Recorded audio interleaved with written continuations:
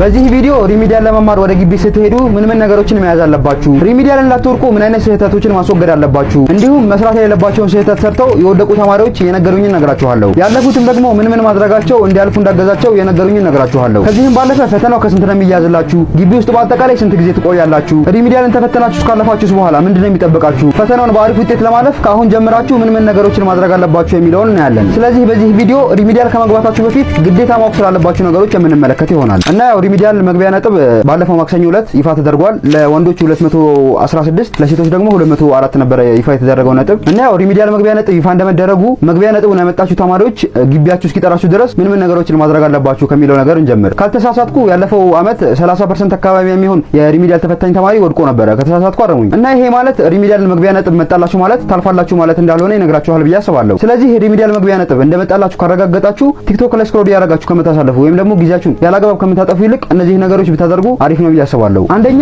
አምና ሪሚዲያል ተማሪ የነበሩ ተማሪዎችን ማለትም ሪሚዲያል ተፈትነው ያለፉትንም የወደቁትንም ስለነበራቸው ሁኔታ መጠየቅ አለባችሁ። ምን ማለት መሰላችሁ? ያለፉትን የተማሩበት ሞጁል ካለ እንዲሰጣችሁ መጠየቅ፣ ክላስ ውስጥ ይፈተኑት የነበረው ፈተና ካለ ወይም ደግሞ ወርክሺቶች ካሉ እንዲሰጣችሁ መጠየቅ፣ ምን አይነት ያጠናን ዘዴ ተጠቀሙ እንደነበረ መጠየቅ፣ ጊዜያቸውን እንዴት ነበር ማኔጅ የሚያደርጉት የሚለው ነገር በደንብ መጠየቅ አለባችሁ። ይሄ ብቻ ሳይሆን እኔን ሪሚዲያል እንዳልፍ ይጠቅመኛል የምትሏቸው መረጃዎች በሙሉ ጠይቃችሁ በራሳችሁ መሰረት ፕሮግራም ማዘጋጀት ማለት ነው። ሪሚዲያል ተፈትነው የወደቁትን ደግሞ ምንድነው የምትጠይቋቸው? ለምን ሊወድቁ እንደቻሉ ማለት ሊወድቁ የቻሉበትን ምክንያት፣ ምን አይነት ስህተቶችን እንደሰሩ፣ ይሄንን ስህተት ባልሰራ ኖሮ እኮ አልወድቅም ብለው የሚያስቡት ነገር ካለ እነሱ ነገሮች መጠየቅ ማለት ነው። ይሄም ለምን ይጠቅማችኋል? እናንተም ደግማችሁ ያንን ስህተት መልሳችሁ እንዳትሰሩት ያደርጋችኋል ማለት ነው። ብታምኑኝም ባታምኑኝም ያለፉትን ተማሪዎች ከምትጠይቋቸው ልምድ ይልቅ የወደቁትን ተማሪዎች ጠይቃቸው የምታገኙት ልምድ እናንተም መልሳችሁ ያንን ስህተት እንዳትሰሩትና እንዳትወድቁ ያግዛችኋል ማለት ነው። እና ግቢያችሁ እስኪጠራችሁ ድረስ ማድረግ ያለባችሁ አንደኛው ነገር ይሄ ነው። ማለትም ለ2017 ሪሚዲያል ተማሪ የነበሩትን ተማሪዎች ያለፉትንም የወደቁትንም ስለነበራቸው ኤክስፒሪየንስ መጠየቅና በራሳችሁ መሰረት ፕሮግራም ማውጣት ማለት ነው። ሁለተኛው ደግሞ ግቢያችሁ እስኪጠራችሁ ድረስ ማድረግ አለባችሁ ብዬ የማስበው ኦንላይን ላይ የተለያዩ ስኪሎችን ለመማር መሞከር አለባችሁ። ማለት ከዚህ በፊት እየሰራችሁት የነበረው የሆነ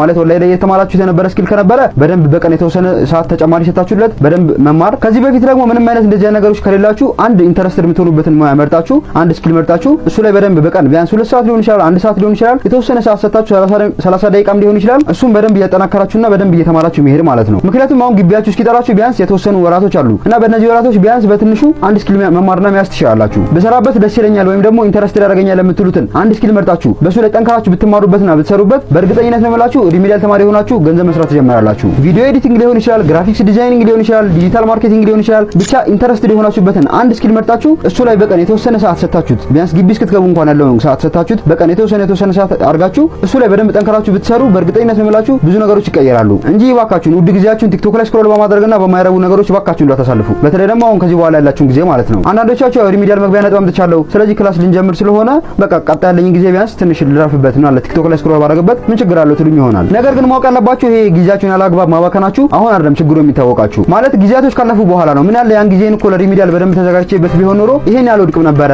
ምን ነው ያ ጊዜን የሆነ አንድ ስኪል ተመረቤት ቢሆን ኖሮ ይሄን እኮ ከቤተሰብ ገንዘብ መቀበል አቆም ነበረ እያላችሁ ራሳችሁን በጣም ተወቅሳላችሁ። ስለዚህ እባካችሁ ጊዜያችሁን ያላግባብ በፍጹም እንዳታባክኑ። ቀጣይ ደግሞ የምናየው ፈተናው እንዴትና ከስንት ነው የሚያዝላችሁ የሚለውን ነው። አሁን እዚህ ጋር በደንብ አዳምጡኝ፣ ምክንያቱም በጣም ብዙ ተማሪዎች ግራ የሚገባቸው ነገር ስለሆነ ማለት ነው። እና ግን ምንም ግራ የሚያጋባ ነገር የለውም። እና ሪሚዲያል የተጀመረ አካባቢ ውጤቱ እንደዚህ ነበር የሚያዘው 30% ከክላስ ፐርፎርማንስ ማለትም አቴንዳንስ፣ ፓርቲሲፔሽን እና ደግሞ እዛው ግቢ የሚያዘጋጀው ፈተና ማለት ነው። ስለዚህ እነዚህ ሶስቱ ተለባልቀው ከ30 ይያዙ ነበር። የቀረው 70% ደግሞ መንግስት እንዳጠቃላይ የሚሰጠውን ሪሚዲያል ፈተና ከሱ ነበር ማለት ነው የሚያዘው። ስለዚህ አንድ ላይ 100% ይሆናሉ ማለት ነው። ነገር ግን ይሄ ድሮ የነበረው አሰራር ነው። አሁን ያለው አሰራር ተቀይሯል። ማለትም 100% ከሪሚዲያል ፈተና ነው የሚያዘው። ማለትም በየሰብጀክቶቹ 50 ጥያቄዎችን ትፈተናላችሁ ከዛ ከ100 ይታጠፋል ማለት ነው። ስለዚህ 37 ማለትም 30% ግቢ ይዛል፣ 70% ደግሞ ከምንፈተነው ፈተና ይያዛል የሚለው ነገር ቀርቷል ማለት ነው። እና ደግሞ 2017 ሪሚዲያል ተማሪ የነበሩት እንደነገሩኝ ከሆነ አቴንዳንስም ይያዛል፣ ግን አቴንዳንሱ ምንም ነጥብ እንደሌለው ነበር የነገሩኝ። ግን ደግሞ ይሄ ማለት ክላስ መግባት የለባችሁም ማለት አይደለም። በቻላችሁ አቅም ግዴታ ክላስ መግባትና መማር አለባችሁ። ምክንያቱም ፈተናችሁ ላይ ትልቅ ተጽዕኖ ሊያሳድርባችሁ ስለሚችል የተለያዩ የ2017 የሪሚዲያል ተፈታኝ የነበሩና ያለፉና የወደቁ ተማሪዎች እንዲወድቁና እንዲያልፉ ያደረጋቸው ምክንያት ምን እንደሆነ ጠይቄያቸዋለሁ። ስለሱ ትንሽ ቆይተን እናወራለን። ቀጣይ ደግሞ ግቢ ውስጥ በአጠቃላይ እስከ ስንት ጊዜ ትቆያላችሁ ስለሚለው ነገር እናወራ። ብዙ ተማሪዎች እንዳየሁት ከሆነ ግቢ ውስጥ የተለያየ ጊዜ እንደቆዩ ነው የሚናገሩት። ግን አብዛኞቹ ደግሞ የተናገሩት ግቢ ውስጥ ከ5 እስከ 6 ወር በዛ ከተባለ እስከ 6 ወር ግቢ ውስጥ እንደቆዩ ነው የተናገሩት። ግን ደግሞ ባገኘሁት መረጃ መሰረት አብዛኞቹ ዩኒቨርሲቲዎች ከ5 እስከ 6 ወር ባለው ውስጥ ነው የሚጨርሱት። ያው አምና እንደምታውቁት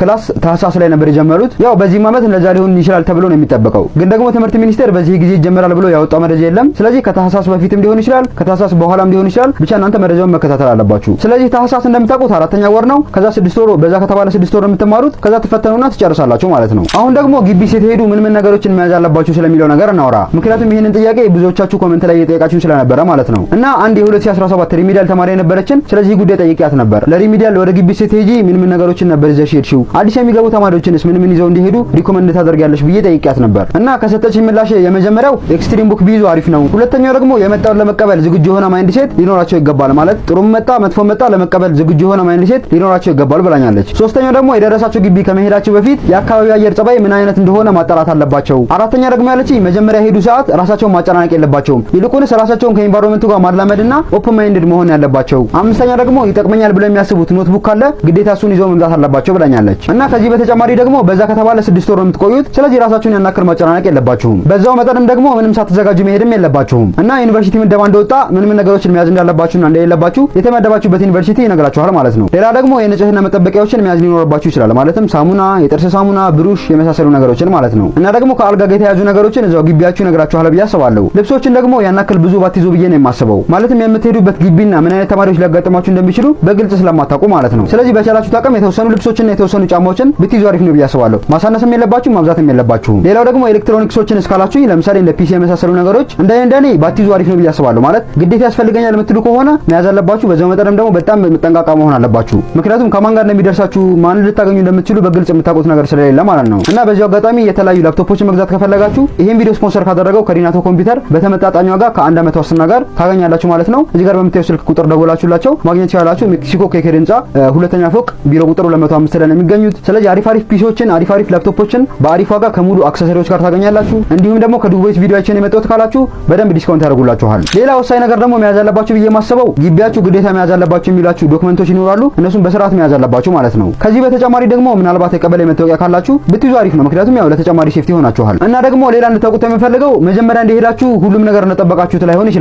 ማለት ግቢው፣ ካፌው፣ ምግቡ። ስለዚህ የተወሰኑ ገንዘቦችን ብትይዙ የተሻለ ነው ብዬ አስባለሁ። ማለትም ያው ቢያንስ ትንሽ ኢንቫይሮንመንቱን እስከተለምዱ ድረስ ማለት ነው። ቀጣይ ደግሞ የምናየው የዩኒቨርሲቲ ላይፍ ምን ይመስላል የሚለው ነገር ነው። ያው ይሄ ነገር ብዙዎቻችሁን ኤክሳይትድ ያደርጋችኋል አውቃለሁ። እና ደግሞ ያው በእርግጠኝነት ብዙዎቻችሁ ከቤታችሁ ወጣችሁ ስትኖሩ ለመጀመሪያ ጊዜያችሁ ነው የሚሆነው። እና ከአዳዲስ ሰዎች ጋር አንድ ዶርም ውስጥ ለምትኖሩት ከተለያየ ባህል፣ ከተለያየ ሃይማኖት፣ ከተለያየ ማህበረሰብ የመጡ ሰዎች ናቸው። ማለት ደስ የሚል ነገርም አለው፣ ግን ደግሞ ስታስቡት ትንሽ ሊያስፈራችሁ ይችላል። ግን ደግሞ እንደምታስቡት በጣም የሚያስፈራ ነገር አይደለም። በቃ በዛ ከተባለ ቀናቶችን ነው የሚፈጅባችሁ። የዶርም ላይፍ ምን እንደሚመስል ታዩታላችሁ። ከማታውቋቸው ሰዎች ጋር እንዴት መኖር እንዳለባችሁ ትማራላችሁ። ብቻ ግን በተለይ ወደፊት ከቤት ወጥቼ ተከራይቼ መኖር ፈልጋለሁ ካላችሁ በጣም አሪፍ ልምድ ነው የሚሆናችሁ። እና ደግሞ የሪሚዲያል ትምህርት ከሌሎች አንጻር ትንሽ ጠንካራ ሊል ይችላል። ማለት በደንብ ፎከስ አድርጋችሁና ጠንካራችሁ ነው መማር ያለባችሁ። ምክንያቱም ከወደቃችሁ የተሰጣችሁን ሁለተኛ እድል ነው የምታባክኑት። እና ብቻ በአጠቃላይ ግቢ ስትሄዱ ሪሚዲያል ለመማር ብቻ አይደለም የምትሄዱት። ዲሲፕሊን፣ ራስን መቻል፣ ኃላፊነት መውሰድን ትማሩበታላችሁ። እና እንደውም ብዙ ተማሪዎች በግል ሪሚዲያልን ከሚማሩ ይልቅ ግቢ ሄደው ይማሩ አሪፍ ነው ብዬ አስባለሁ። ምክንያቱም ግቢ ሲሆን ራሳችሁን በጣም ዲሲፕሊን ሆናችሁ ትማሩበታላችሁ። ማለት ምንም ዲስትራክት የሚያደርጋችሁ ነገር አይኖርም። የግል ስትማሩ ግን ምናልባት ልትዘናጉ ትችላላችሁ። ይሄ ማለት ግን ግቢ ምንም አይነት ዲስትራክሽን የለም ማለት አይደለም። ራሳችሁን በደንብ ካልቆጠባችሁ በጣም ብዙ የሚያጠፋችሁና በጣም ብዙ ዲስትራክት የሚያደርጓችሁ ነገሮች እንደውም ግቢ ይብሳሉ። ግን ራሳችሁን በጣም ዲሲፕሊን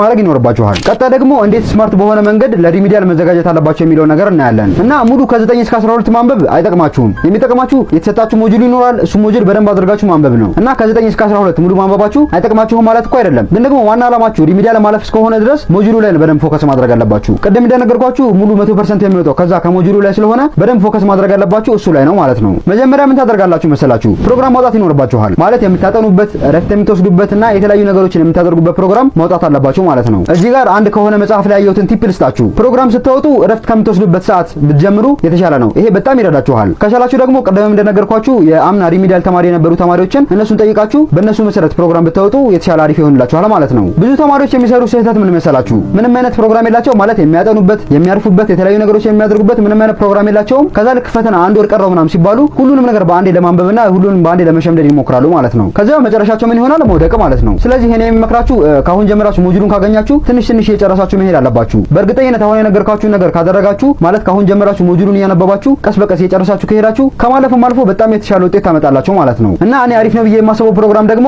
በቀን ከ2 እስከ 3 ሰዓት ብታጠኑ አሪፍ ነው። ከዛ ከሞጁሉ ላይ ሾርት ኖቶችን፣ ፍላሽ ካርዶችን እና ጥያቄዎችን ማውጣት አለባችሁ። ከቻላችሁ ደግሞ በግሩፕ ለማጥናትና ስለ ቶፒኩ እርስ በእርስ ለማስረዳት ሞክሩ። ምክንያቱም አንድ የተረዳችሁትን ነገር ለሆኑ ሰዎች ማስረዳት ያ ነገር ጭንቅላታችሁ ውስጥ ረጅም ጊዜ እንዲቀመጥ እንደሚያደርግ ጥናቶች ያረጋግጣሉ ማለት ነው። ይሄ ነገር እኔም በጣም ሞክሬው በጣም የሰራልኝ ነገር ነው። ሌላው ደግሞ አስተማሪያችሁን ያለፈው ዓመት ሽቶች፣ የተለያዩ ፈተናዎች፣ ወርክሺቶች ካሏቸው እንዲሰጣችሁ መጠየቅ አለባችሁ። እና ደግሞ ከቻላችሁ በየሳምንቱ የተወሰኑ ሪቪዥን ጥያቄዎች አውጥታችሁ ለራሳችሁ የተወሰነ ሰዓት ሰርታችሁ ራሳችሁን መፈተን አለባችሁ ማለት ነው። ሌላው ልነግራችሁ የምፈልገው በጣም ብዙ ጥያቄዎችን በቻላችሁት አቅም በደንብ ለመስራት ሞክሩ። ምክንያቱም ያው እኔ እንደነገርኳችሁ ማትሪክን ለማለፌ 70% ድርሻውን የሚይዘው ማን ነው ካላችሁኝ በጣም ብዙ ጥያቄዎችን መስራቴ ነው። ስለዚህ እባካችሁ በጣም ብዙ ጥያቄዎችን በቻላችሁት አቅም ብቻ ሳይሆን ከቻላችሁት አቅም በላይ በጣም ብዙ ጥያቄዎችን መስራት አለባችሁ እና ሪሚዲያል አጭር ጊዜ ነው፣ ግን በዚህ ጊዜ ላይ ራሳችሁ ማጨናነቅ ካለባችሁ በደንብ አጨናንቃችሁ በቻላችሁት አቅም በደንብ ለማጥናት በደንብ ፎከስ ለማድረግና በደንብ ለመዘጋጀት ሞክሩ ማለት ነው። ምናልባት የአንድ ሳምንት መዘናጋታችሁ ሙሉ ውጤታችሁን ሊያበላሽባችሁ ይችላል። ስለዚህ በደንብ ሳትዘናጉ በደንብ ለማጥናትና በጣም ብዙ ጥያቄዎችን ለመስራት በደንብ ለመዘጋጀት ሞክሩ። አሁን ደግሞ ሪሚዲያል እንዳትወርቁ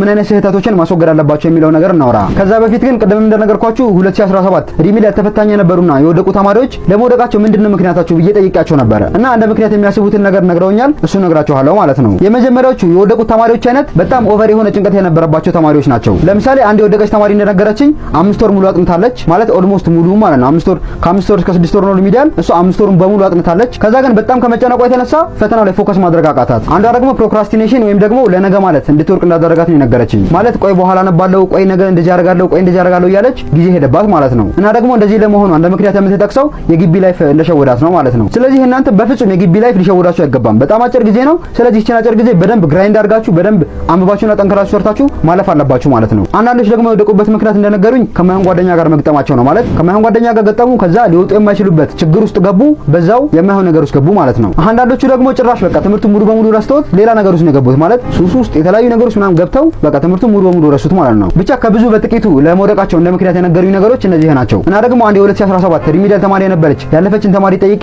እንድታልፍ ያደረጉሽ ነገሮች ምንድናቸው ብዬ ጠይቂያት ነበር እና የመለሰችልኝ ምላሽ አንደኛው በጣም ራሷ እንዳላጨናነቀች ማለት 2 ወር ምናምን ነገር ያነበበችው አስባችሁታል። 2 ወር አንብባ ግን አለፈች። ሁለተኛ ደግሞ ያለችኝ ገና ግቢ እንደሄድኩ ራሴን ከኢንቫይሮንመንቱ ጋር ማለማመድ ነው የጀመርኩት ነው ያለችኝ። እንዲሁም ግቢ እንደሄድኩኝ ወዲያው ጥናት ከመጀመር ይልቅ ራሴን ከኢንቫይሮንመንቱ ጋር ለመርኩኝ፣ ከዛ ጥሩ ጓደኞች ለመያዝ ሞከርኩኝ ነው ያለችኝ። ሶስተኛ ደግሞ እንደነገረችኝ በጣም ብዙ ባነበባ አይደለም ይልቁንስ በጣም ፎከስ ባደረገ ነው ማለት ያቺኛው 5 ወር አንብባ ፎከስ ማድረግ አቃታት፣ እቺኛው ደግሞ 2 ወር አንብባ በስርዓት ፎከስ አድርጋ ነበር ያነበበችው ማለት ነው። ስለዚህ እናንተ 5 ወር 6 ወር በደንብ ባነበባ አይደለም ይልቁንስ ትንሽ ቀለል ቀለል እያደረጋችሁ ሂዱ። በዛ መጠን ደግሞ ፎከስ እያደረጋችሁ በደንብ መሄድ አለባችሁ እንጂ በጣም ብዙ ባነበበ በጣም ብዙ ጊዜያቶች ባነበባ አይደለም። ፎከስ እና ፎከስ ባደረገ ብቻ ነው። እና እስቲ ሪሚዲያልን ተፈተነው የወደቁ ተማሪዎች እንዳጠቃላይ የሚሰሯቸውን 4 ስህተቶችን እንመልከት እና እነዚህን ስህተቶች በዋነኝነት የምንመለከትበት ምክንያት መስራት የሌለባቸውን ስህተት ሰርተው የወደቁ የሪሚዲያል ተማሪዎች እነሱ የሰሩትን ስህተት እናንተ ደግማችሁ እንዳትሰሩት ለማድረግ ነው ማለት ነው። መጀመሪያ በጣም ብዙ ሪሚዲያል ተማሪዎች እየሰሩት የነበረው ስህተት ምንድነው? ሪሚዲያል ማለት ፍሪ ታይም ይመስላቸዋል እና ክላስ አይገቡም፣ አያነቡም፣ ጥያቄዎችን አይሰሩም፣ ፕሮግራም የላቸውም፣ ብቻ በአጠቃላይ የግቢ ላይፍ ይሸውዳቸዋል እና በቃ የፈለጉትን ነገር ያደርጉና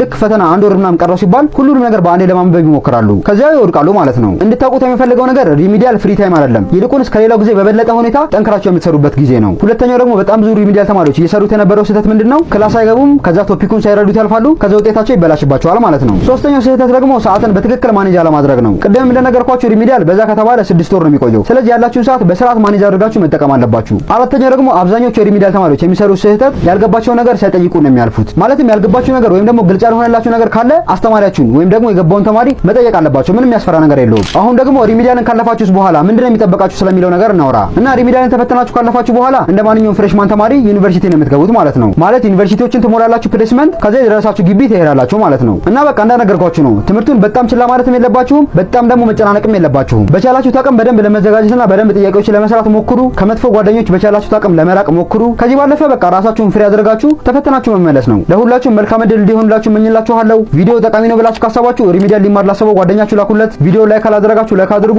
ሰብስክራይብ ካደረጋችሁ ቀጣይ ቪዲዮ ስለክ ታገኙኛላችሁ።